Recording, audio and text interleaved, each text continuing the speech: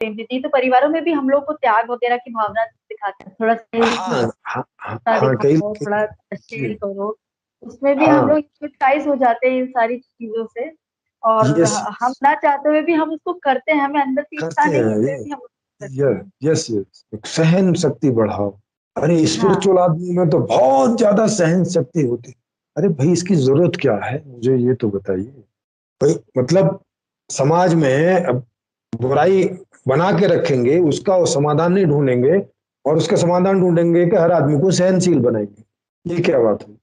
आपका इशारा इस तरफ है कि ये प्रवचन ना देके कि आप सहनशील बनो, वो मतलब वो इनटॉलरेंट क्यों है, उसके कारणों पे हमें बात करनी हाँ, इसके कारणों पे जाना चाहिए ना कि क्या हो रहा है जिसकी वजह से परेशानी है। अगर वो चीज ठीक कर दे तो लोगों को ये उपदेश देने की जरूरत नहीं है ना कि भाई सहनशील बनो, कि टॉलरेट करो। टॉलरेट क्यों करें? टॉलरेट करने के लिए पैदा हुए हैं क्या? फिर तो आधी आधी रोटी खाओ, आधी रोटी सुबह, आधी रोटी रोटी भी मत खाओ, पत्ते खा के जी लोगे, फिर सब कुछ टॉलरेट ही करो। फिर कुछ भी करने की क्या जरूरत है? फिर किसी व्यवस्था की क्या जरूरत है? किसी जानवर ने तुम्हें पकड़ लिया, तुम्हारी टांग पकड़ लिया, अब टॉलरेट करो, तो दर्द हो रहा है, खाने दो उसको। मतलब टॉलरेट करना तो मजबूरी वाली बात हुई ना, कि भी ठीक है अभी हमारे पास समाधान नहीं है, कोई समस्या है तो ठीक है, उसका इलाज करने में लगे हैं, ढूंढने में लगे हैं, मगर अभी तक नहीं ढूंढ पा रहे हैं तो ठीक है, मजबूरी है भाई, टॉलरेट करो। तो इस तरह से रखो ना इस सहनशीलता को, इसको ग्लोरीफाई क्यों कर रहे हो? ये हाँ हाँ। मजबूरी वाला पक्ष है। गर्मी है, बिजली नहीं है, एसी का इंतजाम नहीं है, तो ठीक है तुम गर्मी सहन कर रहे हो, मगर इसको ग्लोरीफाई क्यों कर रहे हो कि आह कितना महान आदमी गर्मी सहन कर रहा है, आ हा हा हा।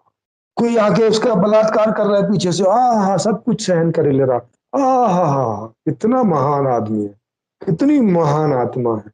अरे भाई इसको ग्लोरीफाई क्यों कर रही है? ये मजबूरी बोलो इसको, अगर बोलना ही है तो मजबूरी है।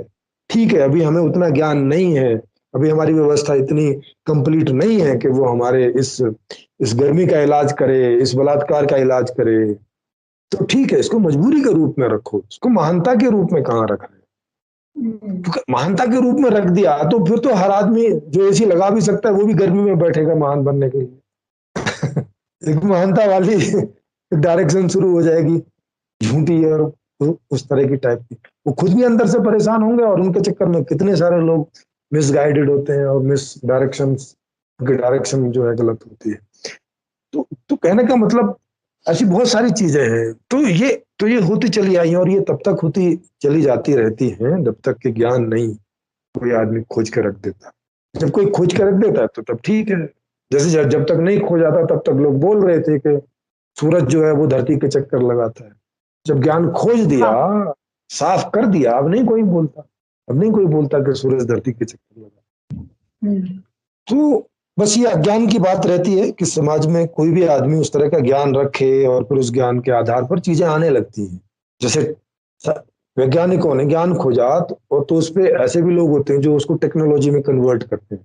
लेकिन वो टेक्नोलॉजी में हाँ कन्वर्ट तब तक नहीं कर सकते जब तक विज्ञान ना कुछ कुछ खोज दे तो वो उसको फिर उसमें ये करके वो करके ऐसा करके उसको उपयोगी बनाते हैं जीवन के लिए, और फिर वो सब उसमें उसमें करते हैं कि हाँ भाई अब ये ठीक है।